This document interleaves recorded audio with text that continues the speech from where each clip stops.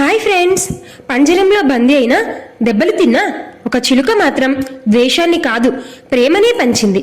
ఎలాగో చూద్దామా? ఈరోజు మనం ఒక అద్భుతమైన కథ విందాం. ఈ కథలో ఒక చిలుక ఉంది. దానికి మాటలు వచ్చు, తెలివైనది, కానీ పంజరంలో బందీగా ఉంది. దాని యజమాని దానిని సరిగా చూసుకోలేదు. అయినా కూడా ఆ చిలుక చేసిన ఒక గొప్ప పని, దాని గుణం మనందరికీ ఒక పెద్ద పాఠం నేర్పుతుంది. మరి ఆ చిలుక ఏం చేసింది? దాని నుంచి మనం ఏం నేర్చుకోవచ్చు? రండి మరి తెలుసుకుందామా. ఒక ఊరిలో ఒక ధనవంతుడు ఉండేవాడు. అతను ఒకసారి సంతలో ఒక మాటలు వచ్చిన చిలుకను కొన్నాడు. ఇంటిలో ఒక అందాల పంజరం తయారు చేయించి అందులో ఉంచాడు. రకరకాలైన రుచికరమైన పళ్ళు తెచ్చి దానికి పెట్టసాగాడు. కానీ ఆ చిలుక ఒకసారి, అయ్యా, నేను పక్షిని, హాయిగా రెక్కలు చాచి ఆకాశమంతా తిరుగుతూ ఉంటే ఆనందంగా ఉంటుంది. అలాంటి నన్ను ఇంత చిన్న పంజరంలో బంధించడం నీకేమైనా బాగుందా? నన్ను వదులు, ఎక్కడికి పారిపోను, ఇక్కడే ఎగురుతూ మీతోనే ఉంటా అంది.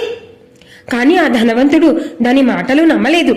నిన్ను చాలా ఖరీదు పెట్టి కొన్నాను, నువ్వు ఎగిరిపోవని ఎలా నమ్మడం? నేను నిన్ను విడవను అన్నాడు. పాపం ఆ చిలుక చాలా దిగులు పడిపోయింది. సరిగా తినేదే కాదు, ఎవరితోనూ మాట్లాడేది కాదు. ఎప్పుడూ మౌనంగా ఆకాశం వైపు గాలిలో ఎగిరే పక్షులను చూస్తూ ఉండేది.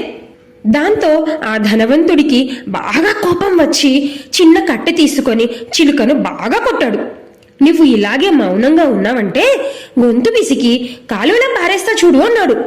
ఏమనుకుంటున్నావు అని బెదిరించాడు. పాపం అది బాధతో కన్నీళ్లు పెట్టుకుంది. ఆ ధనవంతునికి ఒకే ఒక కొడుకున్నాడు. లేక లేక ఎంతో కాలానికి పుట్టాడు. అల్లారు ముద్దుగా పెంచుకునేవారు తల్లిదండ్రులు. ఒకరోజు అందరూ పడుకున్నాక ఒక విషపు పాము ఇంట్లోకి వచ్చింది. అది పిల్లవాడు నిద్రపోతున్న ఉయ్యాలపైకి ఎక్కడం మొదలుపెట్టింది. చిలుక దానిని చూసిన వెంటనే పాము పాము అంటూ గట్టిగా రెక్కలు కొట్టుకుంటూ పంజరాన్ని అటూ ఇటూ ఊపసాగింది. ఆ చప్పుడికి అందరూ అదిరిపడి లేచారు. గబగబా దీపాలు వెలిగించారు. ఇంకేముంది, పాము ఉయ్యాల మీదకి ఎక్కుతూ కనబడింది. వెంటనే ఆ ధనవంతుడు ఆ పాము తోక పట్టుకుని గిరా గిరా తిప్పుతూ విసిరి ఇంటి బయట పడేశాడు. ఉయ్యాల నుంచి బాబును బయటికి తీసి గుండెలకు అదుముకున్నాడు. కన్నీళ్లతో చిలుక దగ్గరికి వచ్చి, నిన్ను ఎంత బాధ పెట్టినా, కొట్టినా, తిట్టినా నువ్వవేమీ మనసులో పెట్టుకోకుండా నా బిడ్డను కాపాడావు. నీవు చేసిన మేలు ఎన్నటికీ మరిచిపోలేను.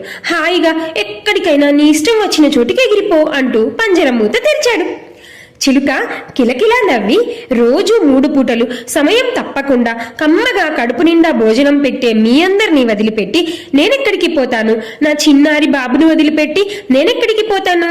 ఈ ఇంటిలోనే హాయిగా ఎగురుతూ మీతోనే ఉంటాను అంటూ బయటికి వచ్చి బాబు భుజం మీద వాలింది ఆనందంగా. భగవద్గీతలో శ్రీకృష్ణుడు ఏమన్నాడో తెలుసా?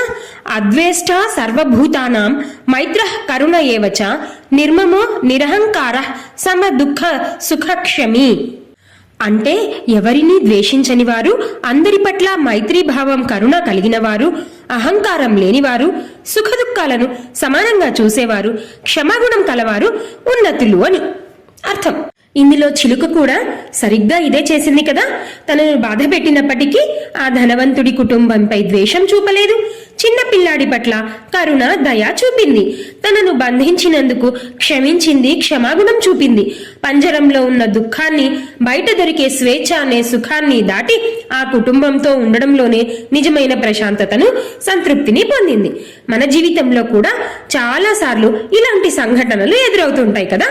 మనల్ని బాధ పెట్టిన వాళ్ళు, మనకు అన్యాయం చేసిన వాళ్ళు లేదా పరిస్థితులు, అప్పుడు మనం కోపం, ద్వేషం, నిరాశతో నిండిపోతాం.